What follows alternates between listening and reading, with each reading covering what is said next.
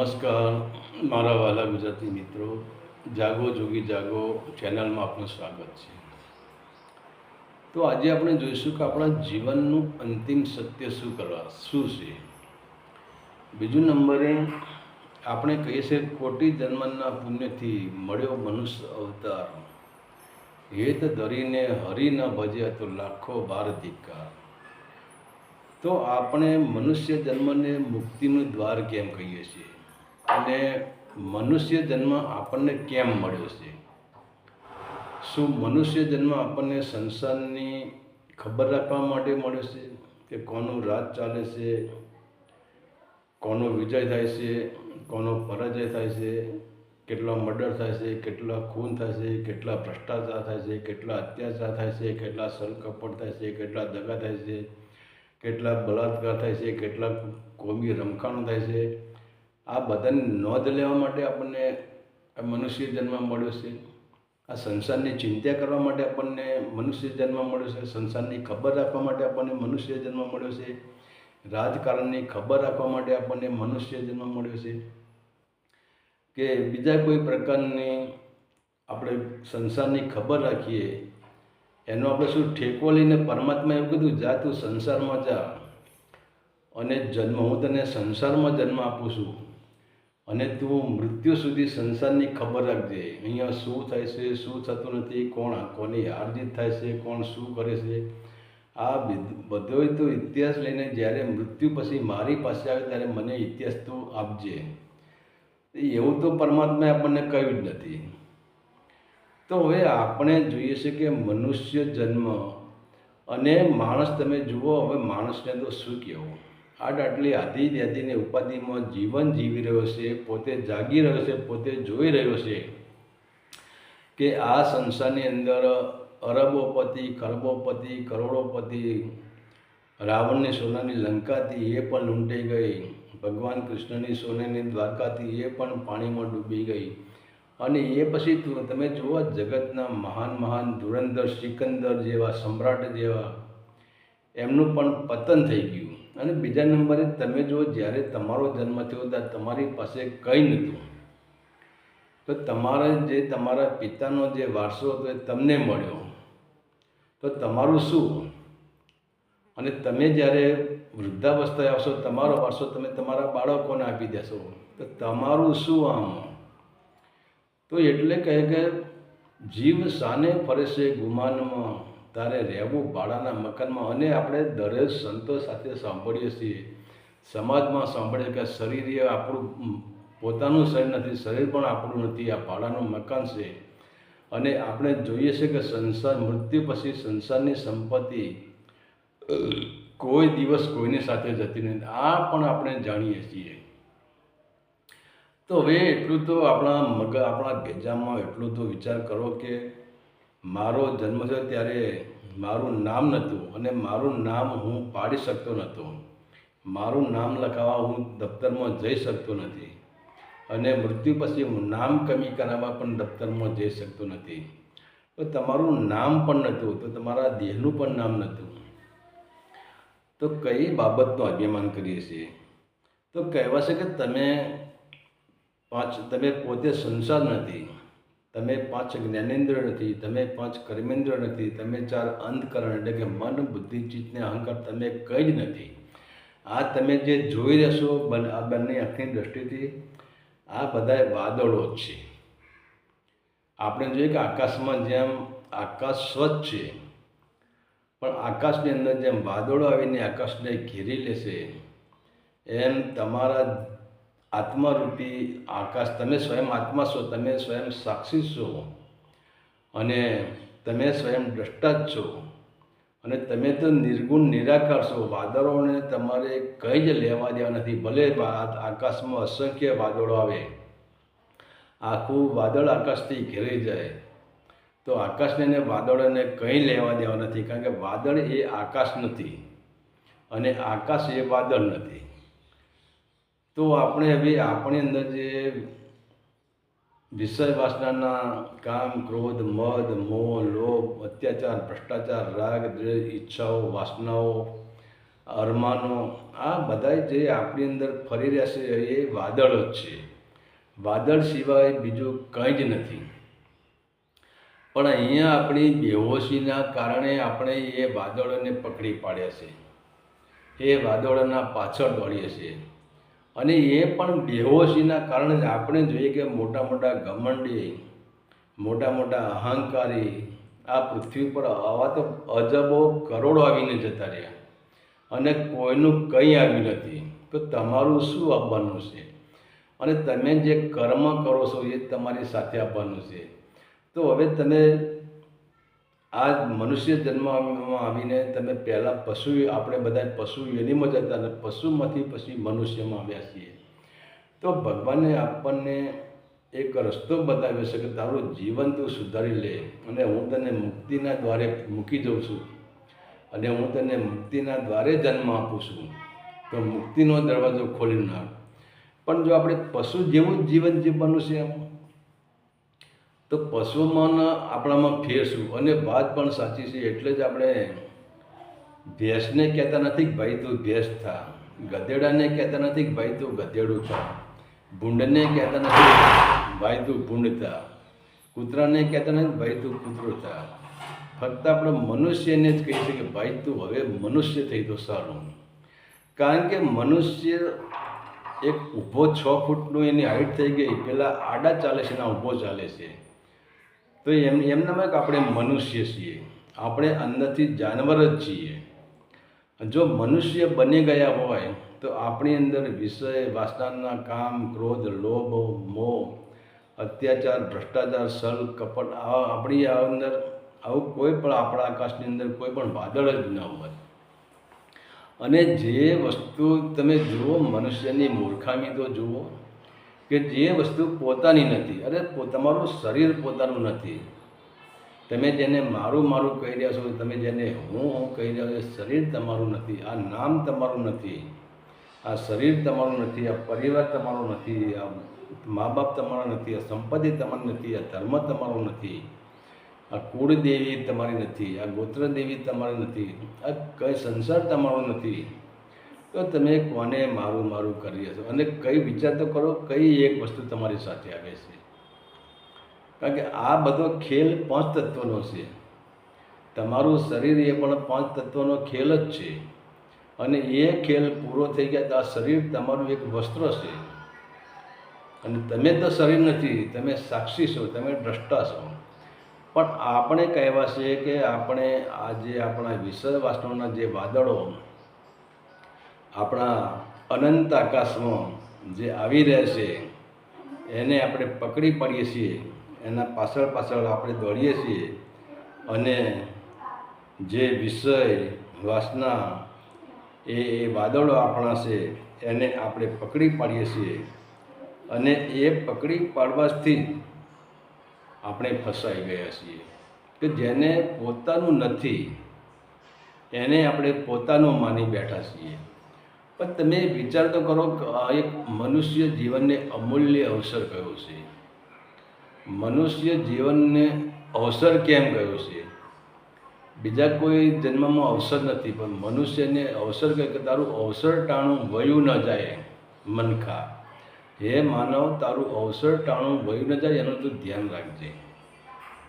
અને જો તમે આ ચૂકી ગયા અને આ અવસર ટાણું તમારું વહી ગયું અને મનુષ્ય જન્મને તમે જાણી ન શક્યા અને તમે નકારાત્મક ઉર્જા, પાપ કર્મ કર્યા, છલ, કપટ, દગા, પ્રપંચ કે પછી વિષય વાસનાઓના બંધનમાં તમે ફસાઈ ગયા અને એને તમે બધી પોતાનું માની લીધું, સંપત્તિને પોતાની માની લીધી, પરિવારને પોતાનો માની લીધો, સ્ત્રીને પોતાની માની લીધી, ધર્મને પોતાનો માની લીધો, તમારા 33 કોટી દેવી દેવતાને તમે માની લીધા કે મારા ભગવાન છે. કોઈ ભગવાન તમારો નથી. ચાહે બ્રહ્મા હોય, વિષ્ણુ હોય, મહેશ હોય, કે તમારી કુળદેવી હોય, કે તમારું કોઈ ઈષ્ટદેવ હોય, કોઈ તમારું નથી ને કોઈ તમારી સાથે આવ્યા જવાનું નથી. એટલે જ કહે છે એકલા જ આવ્યા મનવા, એકલા જવાના, સાથી બિના, સંગી બિના, એકલા જ જવાના. તમે એકલા જ આવ્યા છો ને તમારે એકલાને જ જવાનું છે.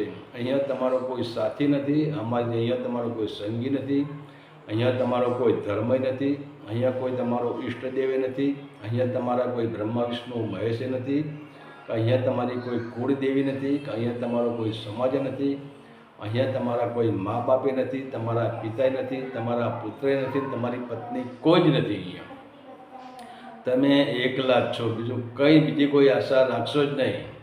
આ મારું છે અને મારું મારું કરીને મૂર્ખો મરી ગયો. એ શા માટે? જે તમારું નથી. હવે તો આંખો ઉગાડો. ક્યાં સુધી આંખો ઉપર તમે વિષય વાસનાના ચશ્મા લગાવીને બેસી જશો? થોડું આંખ ખોલીને તો જુઓ. પણ આપણે તો મસ્તીમાં જ છીએ કે મારું જ છે. અને આપણી આંખ ઉપર આજના તમે જુઓ, આજના ધંધાદારી ગુરુઓ અને આજના કર્મકાંડીવાળા જે ગુરુઓ, જે સાધુઓ અને કર્મકાંડવાળાએ આપણા ઉપર એવા અવળા તો ચશ્મા લગાવી દીધા છે. અને એ ચશ્માને એવું આપણા પર હિપ્નોટિઝમ કરી દીધું છે કે જે તમારું નથી એ તમને તમારું લાગે છે, અને જે તમારું છે એ તમને તમારું લાગતું નથી. તો કહેવાનો મતલબ છે કે આપણું જીવનનું અંતિમ સત્ય શું છે? અને અંતિમ સત્ય તો આ કંઈ કહેવાની જરૂર નથી, આખું જગત જાણે છે. તમે નાના બાળકને કહેશો તો એ કહેશે કે મૃત્યુ પછી કંઈ સાથે આપવાનું નથી. એક દારૂડિયો, એક શરાબી હોય ને એ આ વાત કરતો હોય છે, એક વ્યભિચારી હોય એ આ વાત કરતો હોય છે, એક વિષય વાસનાથી ભરેલો માણસ હોય એ પણ આ જ કહેતો હોય છે કે શું લઈને આવ્યા હતા અને શું લઈ જવાનું છે. અરે ભાઈ, એટલી તો ખબર છે તો પછી ભૂલા કેમ પડ્યા છો? અને જો તમે ભૂલા પડ્યા અને આ મુક્તિનું દ્વાર તમે ચૂકી ગયા તો તમારા માટે 184ની યાતનાઓ ભોગવવા માટે તમારે તૈયાર રહેવું પડશે, અને દુઃખ ભોગવવા તૈયાર રહેવું પડશે. તમે નજર તો કરો આપણા ભારત દેશની વાત નહીં, આપણી પૂરી સૃષ્ટિ પર નજર કરો. આપણા જેટલા પણ દેશો છે એ દેશ ઉપર નજર કરો. તમને કોઈ એક માણસ સુખી જોવા મળશે? કોઈની પાસે સુખ નથી, કોઈની પાસે શાંતિ નથી, કોઈની પાસે આનંદ નથી. હા, સુખ, શાંતિ ને આનંદ એની પાસે છે કે જેને પોતે પોતાને જાણી લીધો છે, પોતે અંદરની યાત્રા કરેલી છે અને પોતે માની લ્યો છે કે હું તો એક સ્વચ્છ આકાશ જ છું. આ વાદળો એ હું નથી. અને વાદળોથી જે દૂર રહ્યો છે, વાદળોનો જે દ્રષ્ટા બન્યો છે અને વાદળોનો જે સાક્ષી બની ગયો છે, એ જ સુખ, શાંતિ ને આનંદથી જીવી શકે છે. ભલે એની જોડે પૈસો હોય કે ના હોય એ બહુ મહત્ત્વનું નથી, એને સંપત્તિ એ સુખ નથી. સત્ય એ સુખ છે, સત્યની સંપત્તિ સુખ છે. આ બહારની સંપત્તિ તમારે શું કરવાની? બહારની સંપત્તિ તમારું જીવન સુખથી વિતાવી શકે છે, પણ બહારની સંપત્તિ તમને દુઃખ આપે છે. અને અંદરની સંપત્તિ, જે સત્યની સંપત્તિ છે, તમને અંદરથી સુખી કરે છે. અને કહેવાય છે કે બહારથી પણ એ સંપત્તિ સુખી કરે છે. પરંતુ કહેવાય છે કે આજનો મનુષ્ય બેહોશીમાં સતત જીવી રહ્યો છે અને છે પોતે સત્યરૂપી આકાશ, પણ કહેવાય છે કે વાદળોની પાછળ, એટલે કે વિષય વાસનાના જે વાદળો છે એની પાછળ આજે વાદળી દોટ મેલી રહ્યો છે. અને તમે વિચાર કરો કે જ્યારે તમારું ધન, તમારી સંપત્તિ આને કમાવા માટે તમે શું કરો છો? શા માટે પાપના ભારા બાંધો છો? શું લઈ જવાનું છે? થોડા તો જાગો, થોડા તો હોશમાં આવો. અરે તમને આમ અંદરથી રીસ નથી ચડી જતી કે આ બધું ખોટું કરી જાય છીએ? તો જો એક તેજીને ટકોર અને એક ગધેડાને ડફણો, જો કોઈ તેજી પુરુષ હોય ને એના જીવનમાં એક જ ઠોકર વાગે ને તો એને બધું સમજાઈ જાય કે આ બધું ખોટું છે ને હું ખોટા પાછળ દોડી રહ્યો છું. આમાંથી ફૂટી કોડી પણ મને આવવાની નથી, મારી સાથે આવવાની નથી. અને આ મારો અમૂલ્ય અવસર, અમૂલ્ય મારું મનુષ્ય જીવન, જે મુક્તિના દ્વાર સુધી, જે એવરેસ્ટના શિખરો સર કરી શકે છે, એટલે કે સત્ય સુધી પહોંચી શકે છે, પરમાત્મા સુધી પહોંચી શકે છે. અને આ 5 તત્વના 3 ગુણ અને 5 તત્વ અને આધિવ્યાધિ ઉપાધિમાંથી બહાર નીકળીને અનંત આકાશમાં ફરી શકે છે, જ્યાં કોઈ સીમા નથી, જ્યાં કોઈ હદ નથી, જ્યાં કોઈ બંફ નથી. અને એક વિરાટ સાગર, વિરાટ આકાશનો હું પક્ષી છું અને હું કેમ આ જમીન ઉપર ગોથા ખાઈ રહ્યો છું, હું કેમ પાંચ તત્વમાં ગોથા ખાઈ રહ્યો છું, મને કેમ દુઃખ છે, મને કેમ આદિ વ્યાધિને ઉપાધિ મને સતાવી રહી છે, અને બીજું અહીં રહીને શું કરવાનું છે. સંસારની સંપત્તિ તો તમારી સાથે આવવાની નથી, એ તો તમારું જીવન તમે હોમી દો છો, પણ એ તમારી સાથે આવવાની નથી. બીજા નંબરે અહીંયા તમારે વારંવાર જન્મ લેવાનો છે અને વારંવાર મરવાનું છે અને વારંવાર સંસારના દુઃખ ભોગવવાના છે. એથી વિશેષ શું કરો છો તમે? અને એક વિચાર રાખો કે આપણે પોતે મનુષ્ય છીએ, તો આપણામાં અને પશુ પંખી જાનવરોમાં કંઈ જ ફરક નથી. પશુ પંખી પ્રાણી અને જાનવર પણ જન્મ લે છે અને જન્મીને એ પણ ગમે ત્યાંથી પેટ ભરે છે. તો આપણે પછી ગમે ત્યાંથી પેટ ભરીએ છીએ, ભલે નોકરી કરીને પેટ ભરતા હોય, ખેતી કરીને પેટ ભરતા હોય, ધંધો કરીને પેટ ભરતા હોય, કે છલ કપટ દગા પ્રપંચ કરીને અત્યાચાર ભ્રષ્ટાચાર કરીને આપણે પેટ ભરતા હોય. પણ કહેવાનો મતલબ છે, જે પશુ પંખી પ્રાણી અને જાનવર પેટ ભરે છે ને, એ નિર્ગુણ સ્વભાવથી ભરે છે, એ કોઈ પાપના પંથે જતા નથી. અને આપણે પેટ ભરવા માટે અને આપણે જે સંપત્તિને એકઠી કરવા માટે આપણે પાપ કર્મ કરીએ છીએ, આપણે પાપનો રોટલો કહીએ છીએ, આપણે પાપથી પેટ ભરીએ છીએ. આપણે અન્નથી પેટ ભરતા નથી. અન્ન તો એક આપણા માટે નિમિત્ત છે, પણ આપણે પાપથી જ પેટ ભરીએ છીએ. તો હવે વિચાર કરો, આપણે સારા કે આપણા કરતાં જાનવર પશુ પંખી પ્રાણી સારા? તો આપણે તો જાનવરથી પણ ગયા. અને બીજા નંબરે તમે જુઓ કે આ જગતની અંદર એક કર્મબંધન એક એવી બેંક છે કે તમે જો આ મનુષ્ય, તમારે કહેવા છે કે સંતોએ કહ્યું છે, કોટી જન્મના પુણ્યથી, તમારે કોટી જન્મ એટલે કરોડો જન્મનું પુણ્ય મળ્યું હોય તો જ આ મનુષ્ય જન્મ મળે છે.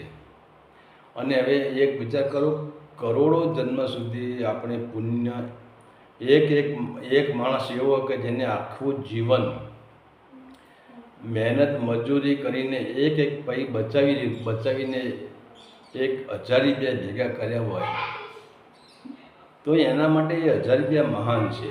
તો એવા આપણે કોટી જન્મ એટલે આપણે કરોડો રૂપિયા, દરેક જીવનને એક રૂપિયાનું આપણું પુણ્ય મને એક પુણ્ય ભેગું કરીને આપણા કોટી જન્મના પુણ્ય ભેગા થાય છે. તાણે આપણને એક મનુષ્ય જન્મ મળે છે, મુક્તિનું દ્વાર મળે છે, અવસરનું દ્વાર મળે છે. પણ તોય લોકોને ખબર પડતી નથી. આટલા બધા માણસોને આપણી આંખે જોઈ રહ્યા છે, આપણે સ્મશાન સુધી પહોંચાડી આવ્યા છીએ અને આપણે એને બાળીને ભસ્મ કરી દીધો છે. આપણે જો કે એનું શરીર બળીને ભસ્મ થઈ ગયું છે, એની સંપત્તિ સાથે આવતી નહીં, એના સગાવાલા સંપત્તિ સાથે આવતા નથી, એનો કોઈ ધર્મ સાથે જતો નથી, એના કોઈ 33 કોટી દેવમાંથી એક દેવ પણ એને એ ટાઈમે કેમ તમારો દેવ કેમ આવતો નથી? કેમ તમને આશ્વાસન કે બેટા હું તને નહીં બળવા દઉં, હું તારી સાથે છું, હું તને સહાય કરું? કેમ કોઈ તમારો દેવ તમને સહાય કરતો નથી? તમે એકલા જ છો. અને મનની અંદર જે આ ભૂસું ભરી રાખ્યું છે ને, એ ભૂસાને કાઢી નાખો, આ વ્યામને કાઢી નાખો. આ તમે જે વિષય વાસનાના ચશ્મા ચડાવે એને હટાવી દો. કારણ કે તમારી આંખમાં પીળીઓ છે એટલે તમને આખું જગત પીળું જ દેખાશે. પણ કહેવાનો મતલબ જાગો. અને એટલે જ મેં આપણી ચેનલનું નામ જાગો જોગી જાગો જ આપી. હું જોગીડાને જગાડું જ છું અને તમે જાગો. કારણ કે પરમાત્માની કૃપાથી મને જે મળ્યું છે, મારા સદગુરુ છે શિવ, મારા સદગુરુ શિવ છે, અને શિવની કૃપાથી મને જે મળ્યું છે અને મારા સદગુરુ શિવનો આદેશ છે કે તું જગાડ. તો મારો તો ધંધો છે જગાડવાનો. જેમ આપણે જોઈએ કે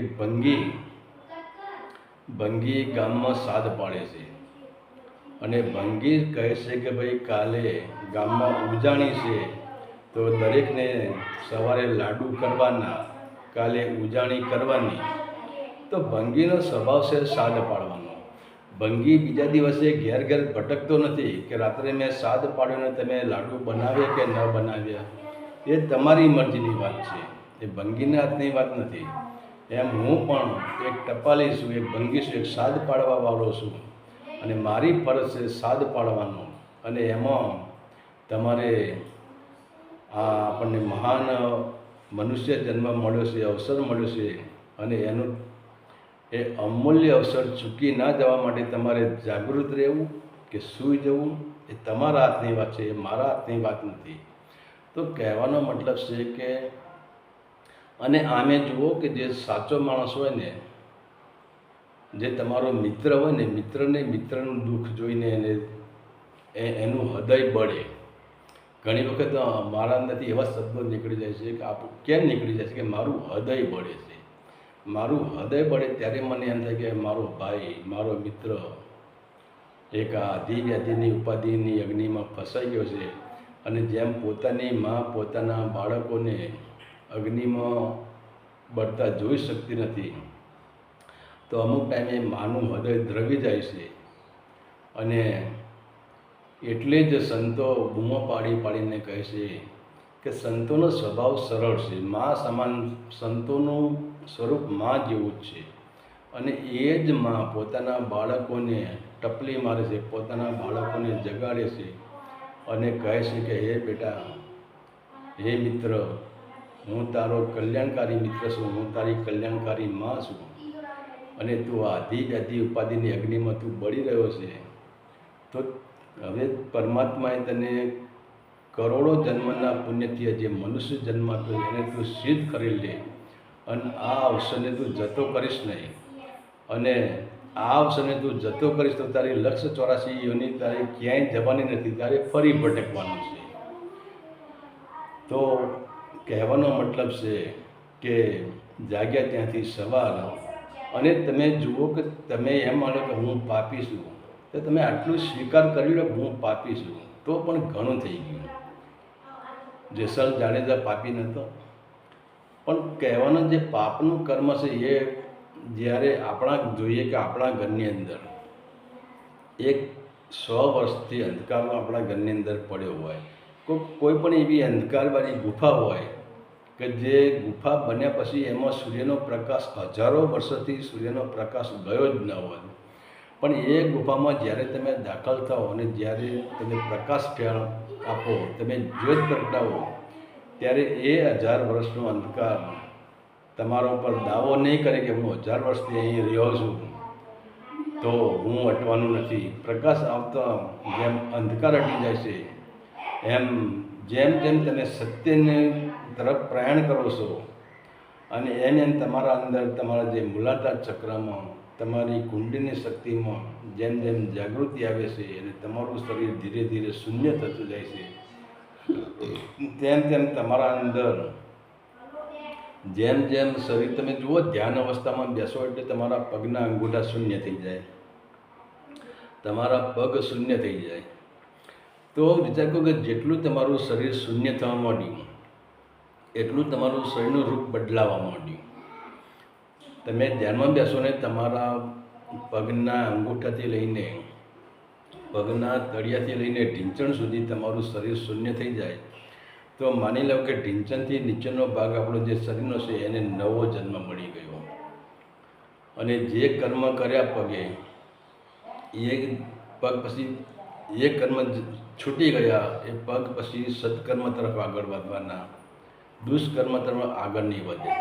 અને એમ જેમ જેમ આપણી ચેતના ધીરે ધીરે આપણું શરીર શૂન્ય થતું જશે, અને જેટલું શરીર શૂન્ય થશે અને એમ તમે જે મૂલાધાર ચક્ર સુધી તમારું શરીર શૂન્ય થઈ જશે, તો એક દિવસ એ આવશે કે જેમ જેમ શરીર શૂન્ય થશે તેમ તેમ તમારું શરીર પરિવર્તન થશે, તમારું શરીર બદલાતું થશે, તમારું શરીર નવું થઈ જશે, જૂનું શરીર મરી જશે.